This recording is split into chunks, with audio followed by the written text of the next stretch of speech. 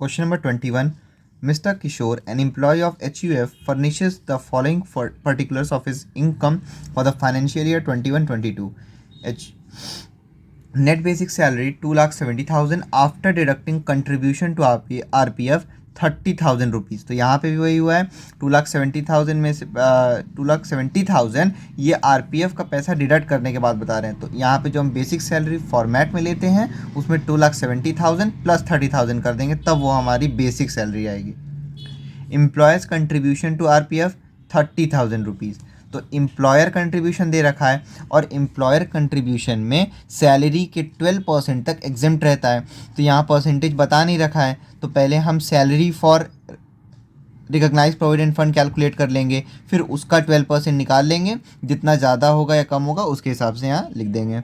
Interest on PF account balance at the rate 9.5% per annum 28,500। तो question में अगर recognise provident fund की बात हो रही है और इंटरेस्ट लिखा है ऑन PF अकाउंट, यानी कि ये कहना चाह रहा है इंटरेस्ट ऑन RPF अकाउंट, तो फिर 9.5% तक इंटरेस्ट एग्जेम्प्ट होता है रिकॉग्नाइज प्रोविडेंट फंड में। फिर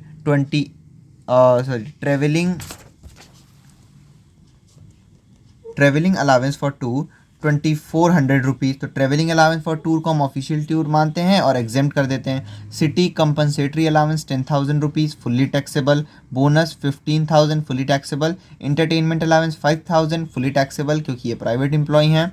अनफर्निश्ड हाउस यानी कि उनको हाउस मिला है जिसमें फर्नीचर नहीं है, at Dharwar, for which the employer pays 7,500 per month as rent but deducts only 600 per month from his salary.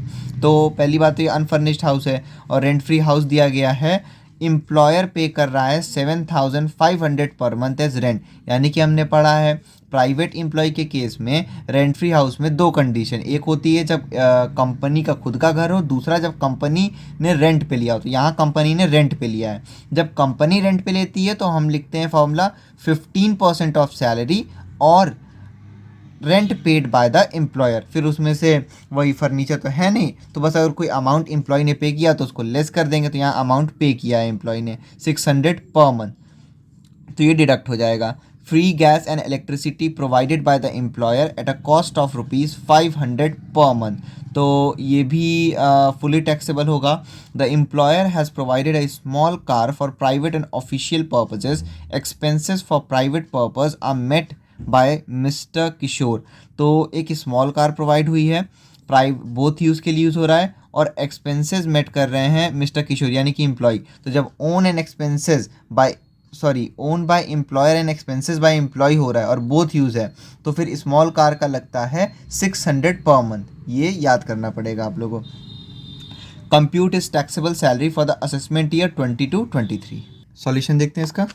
सबसे पहले computation of taxable income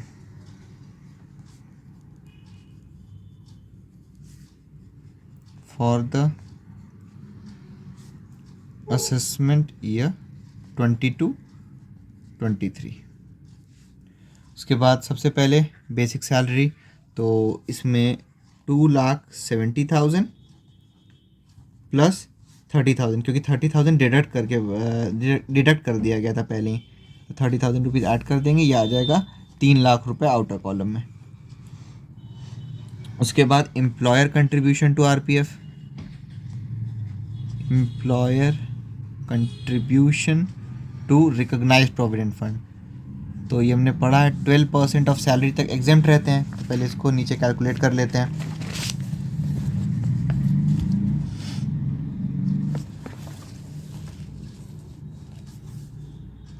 recognised provident fund, तो सबसे पहले salary for recognised provident fund,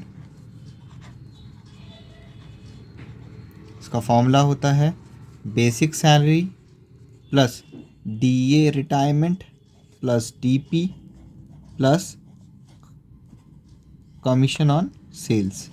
basic salary दी गई है 3,00,000 रुपये, DA retirement पे दे नहीं रखा है क्वेश्चन में, DP है नहीं, कमीशन ऑन सेल्स है नहीं, तो ये सब ज़ीरो हो जाएगा। आपका 3,00,000 रुपीज़ सैलरी फॉर RPF आ गया, रिकॉग्नाइज्ड प्रोविडेंट फंड। अब हमने पढ़ा है employer contribution to recognized provident fund में 12% ऑफ सैलरी एग्जेम्प्ट होता है। तो पहले हम 12% ऑफ सैलरी कैलकुलेट कर लें, तो ये हो जाएगा 3 लाख रुपीस का 12%, क्योंकि ये सैलरी फॉर आरपीएफ है। 3 लाख रुपीस का 12%, 36,000 रुपीज़ एम्प्लॉयर कंट्रीब्यूशन और आ रहा था इसमें। और एम्प्लॉयर ने कंट्रीब्यूट कितना किया है, तो एम्प्लॉयर ने कंट्रीब्यूट किया है एम्प्लॉयर ने क्वेश्चन में दिखा रहा है कि कंट्रीब्यूट किया है 30,000 रुपीज़। तो फिर हमने पढ़ा 12% तक तो एग्जेम्प्ट रहता है, तो 36,000 तक एग्जेम्प्ट रहेगा, तो ये तो सिर्फ 30,000 है, तो ये एग्जेम्प्ट रहेगा fully. Employer contribution to RPF ये एग्जेम्प्ट हो जाएगा।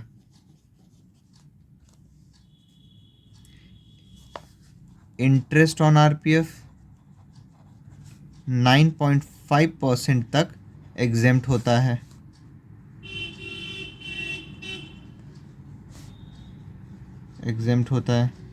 ऐसे ही ये 12% ऑफ सैलरी तक एग्जेम्प्ट होते हैं। फिर उसके बाद ट्रैवलिंग अलावेंस, तो ये भी ट्रैवलिंग अलावेंस फॉर टूर, तो ऑफिशियल टूर मानते हैं इसको, ये भी एग्जेम्प्ट हो जाएगा। उसके बाद city compensatory allowance fully taxable 10,000 rupees, then bonus 15,000 rupees fully taxable. Entertainment allowance private employee हैं fully taxable.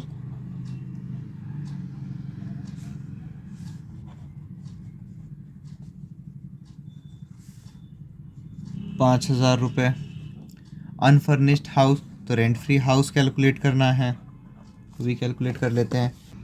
Rent free house, सबसे पहले हम इसमें कैलकुलेट करते हैं salary for rent free house. Salary for rent free house का formula basic salary plus DA retirement plus dearness pay plus bonus plus commission plus all taxable allowances.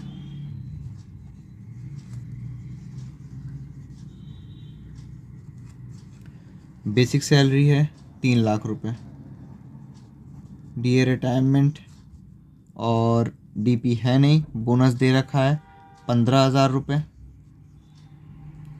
Commission दे नहीं रखा है। टैक्सेबल अलावेंसेस में आपका एक entertainment allowance आ जाएगा 10,000 rupees, और city compensatory allowance entertainment allowance 5,000 rupees और सिटी कंपनसेटरी अलावेंस 10,000 रुपीज़। ये दोनों टैक्सेबल अलावेंस हैं, तो ये दोनों भी यहाँ पे आ जाएंगे। इसको ऐड कर लेंगे, और कुछ दे नहीं रखा है, तो 3 lakh rupees plus 15,000 rupees plus 10,000 plus 5,000, ये आ जाएगा आपका 3,30,000 रुपीज़।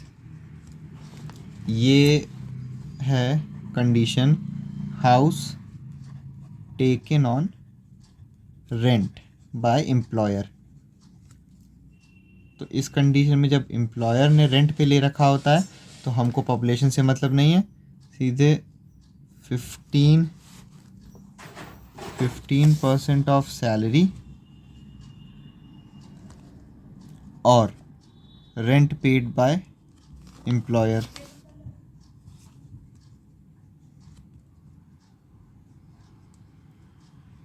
तो 15% ऑफ सैलरी 3,30,000 का 15% आ जाएगा 49,500।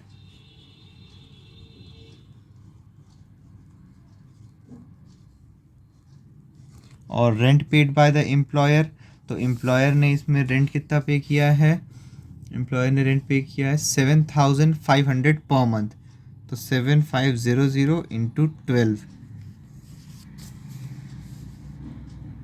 90,000 रुपीज़। 7,500 इंटू 12, तो इन दोनों में से जो भी लेस हो वो हम लेते हैं। उसके बाद क्वेश्चन में ये भी गिवन है कि बोल रखा है कि but deduct only 600 per month from his salary, यानी कि ये एम्प्लॉय से इन्होंने पैसा लिया, तो फिर इसमें से ये जो लेस हो गया 49,500, फिर वो अमाउंट हम, फिर ये 49,500 आ जाता है, इससे हम लेस करते हैं amount paid by employee, amount paid by employee. तो 600 पर मंथ एम्प्लॉय से चार्ज कर रहे हैं, तो 600 into 12 that is 7,200 rupees. 49,500 minus 7,200, 42,300 rupees. ये आ गया रेंट फ्री हाउस का वैल्यू। सबसे पहले हमने इसमें salary for rent free house निकाल लिया, फिर उसके बाद house taken on rent by employer था तो 15% ऑफ सैलरी और रेंट पेड बाय एम्प्लॉयर, इन दोनों में से जो भी लेस अमाउंट था वो ले लिया। उसके बाद इसमें से हमने लेस कर दिया if any amount paid by employee, तो आ गया 42,300 रुपीज़।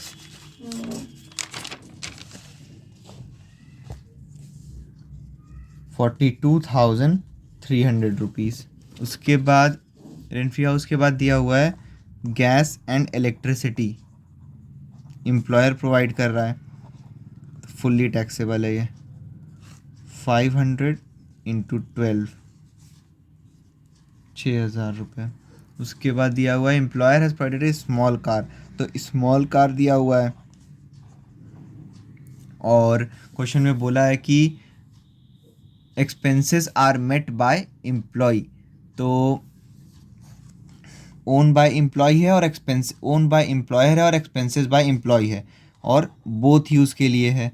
तो बोथ यूज़ के केस में जब एम्प्लॉय एक्सपेंस मेट कर रहा होता है तो फिर हम लेते हैं केवल 600 पर मंथ टैक्सेबल होता है हमारा, और ड्राइवर अगर प्रोवाइड किया होता तो उसका भी लेते, तो यहाँ पे क्वेश्चन में ड्राइवर नहीं प्रोवाइड किया गया है, तो बस 600 इंटू 12। ये आप लोग को जो मोटर कार वाली प्रोविज़न थे उसमें से पता चलेगा। ये both use own and expenses by, own by employer, expenses by employee, तो 600 स्मॉल कार का लगता है।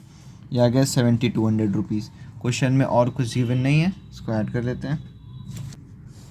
3,85,500 रुपीज़। यह आ गया gross salary.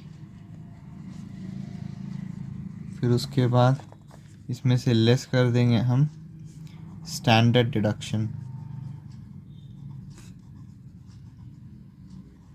Standard deduction 50,000 rupees fix होता है, तो इसको जब लेस करेंगे ये आ जाएगा 3,35,500 रुपीज़।